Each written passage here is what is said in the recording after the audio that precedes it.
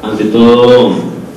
pues presento agradecimiento al Instituto Nacional Superior de Pedagogía y a los organizadores de esta cátedra sobre la cuestión y la crisis de la formación docente, pues porque es meritorio de que la mirada para el encuentro se haga reconociendo la producción de saber que circula por las escuelas normales como instituciones de formación en la educación básica y media, y ahora en los procesos de reestructuración en la educación superior para formar los maestros normalistas superiores. Pues hay un asunto que no quiero dejar perder, que tiene que ver con dos anécdotas que quiero compartir con ustedes y que tienen que ver con el movimiento pedagógico, y sobre todo que tienen que ver con la relación entre maestros e intelectuales. A principios de la década del 80, de la mano de unos trabajos que están haciendo en etnografía por el lado de la profesora Araceli de Tesanos, ella tenía como escenario de su trabajo una escuela de Guatemala,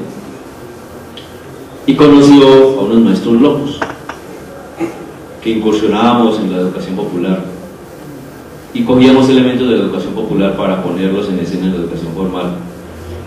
con todas las resistencias y todas las características de la educación formal. Y para esa época se estaba haciendo un simposio, recuerdo, que tenía que hablar sobre la relación ciencia-pedagogía, y era coordinado por el Instituto Nacional de Física, una organización que para esa época tenía el país, no sé si aún la tenga. Y pues en ese escenario, desde la teoría gramsciana, fundamentalmente, se quería hablar de la relación entre sentido común y pensamiento filosófico para explicar cómo era que eso jugaba en la escuela. Y decía la profesora Araceli que una de las particularidades que tenía ese seminario es que todos los que veían a él eran intelectuales de la Academia Superior, pues porque eran maestros de la Universidad de Roma, maestros de la Universidad Nacional de Colombia, de la Universidad Pedagógica, de la Universidad de Costa Rica, recuerdo mucho, y que para que ese escenario fuera vivo se necesitaba la presencia de maestros. ¿Y cuál fue nuestra experiencia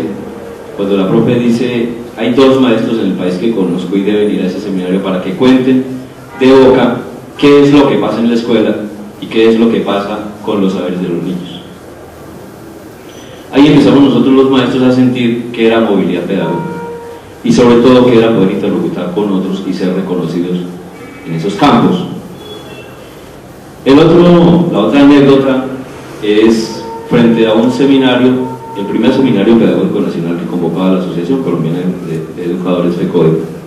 luego de que se constituía y se iba consolidando el movimiento pedagógico nacional. Recuerdo mucho que nos invitaban a un panel de esta naturaleza y participaba con el profesor Antanas Mocos, con otro no recuerdo quién, y sucedió un hecho muy curioso. Para esa época el reconocimiento al maestro era supremamente bajo, y por eso la apuesta del movimiento pedagógico era cómo resignificar al maestro. Y en la mesa estaban los dos intelectuales terminando de hacer sus ponencias, y la mesa estaba llena de vasos con agua, que eran como 4, y grabadores. Terminaron ellos y fuimos a pasar los maestros a hablar, y se desaparecieron los vasos de agua y los grabadores. Y empezamos a entender por qué la apuesta del movimiento pedagógico, como una apuesta fundamentalmente de los maestros por resignificarse. Y esa tarea sigue, esa tarea es permanente, y es una tarea que tiene que ver fundamentalmente con la creencia que se tiene de sí, y también con la creencia que se construye en la relación con los otros para constituir un pensamiento social en donde el maestro tiene voz, en donde el maestro tiene sentir, donde el maestro tiene que decir. Por eso esas dos anécdotas a nosotros, los maestros de UAT que participaron en el movimiento pedagógico, nos han marcado mucho y han sido base para seguir trabajando y podernos encontrar nuevamente aquí en estos escenarios para decir lo que estamos haciendo y lo que estamos pensando. Creo que este es un momento donde después de 30 años de incursión en el movimiento pedagógico y de el reconocimiento que nos dejó ver la expedición pedagógica, que es lo que estamos haciendo los maestros en el país, se nota que los distanciamientos entre los intelectuales e investigadores del campo de la educación y la pedagogía y los maestros se acortan y los vínculos se estrechan cada vez más. Tal vez porque en este trasegar la movilidad pedagógica de los maestros nos ha permitido organizarnos de diversas maneras. Nos hemos organizado en redes, en colectivos, en grupos, en equipos de trabajo, y nos hemos asumido más que portadores de saber, fundamentalmente como productores de saber pedagógico. Y en esos escenarios construidos nos reconocemos no solamente como sujetos de saber, sino también nos estamos buscando reconocer como sujetos políticos, en la medida que sentimos que estamos incidiendo de una u otra manera en las definiciones de políticas en lo local, territorial e incluso para el caso nuestro departamental. Además, pues no perdemos de vista el que como sujetos públicos la emocionalidad nos acompaña para resistir o para defendernos. Por eso ese concepto de sujetos de deseo para nosotros ha sido muy importante. Respecto al asunto que nos convoca y referido al concepto de profesión,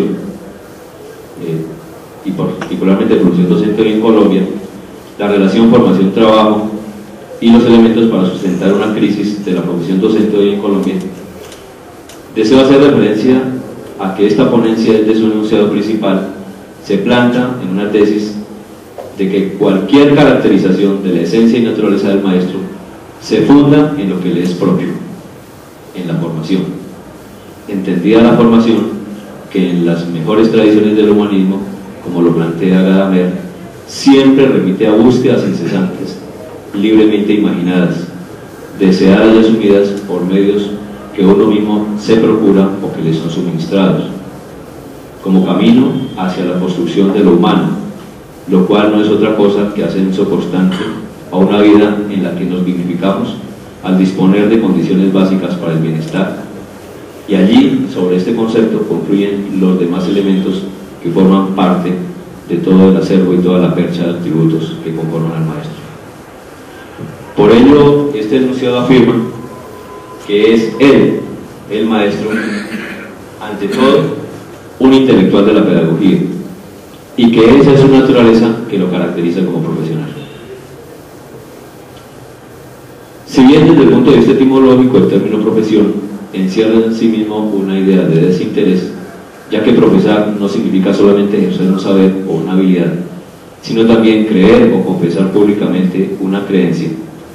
La palabra profesión, proveniente del latín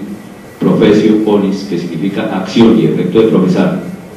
respecto al uso del concepto, que ha tenido diferentes acepciones, entre ellas el referido empleo, a facultad o oficio que cada uno tiene y ejerce públicamente, a protestación o confesión pública de algo. Esta relación que tiene que ver con el maestro está muy relacionada con un elemento que siempre se reconoce públicamente, y es su vocacionalidad.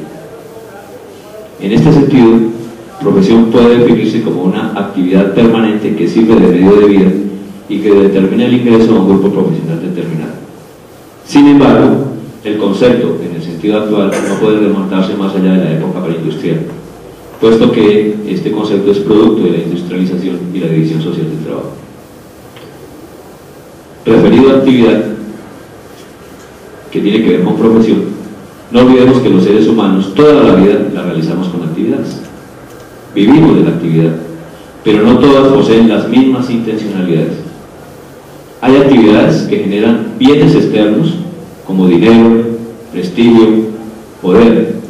y otras que generan bienes internos y están más cerca de acciones virtuosas,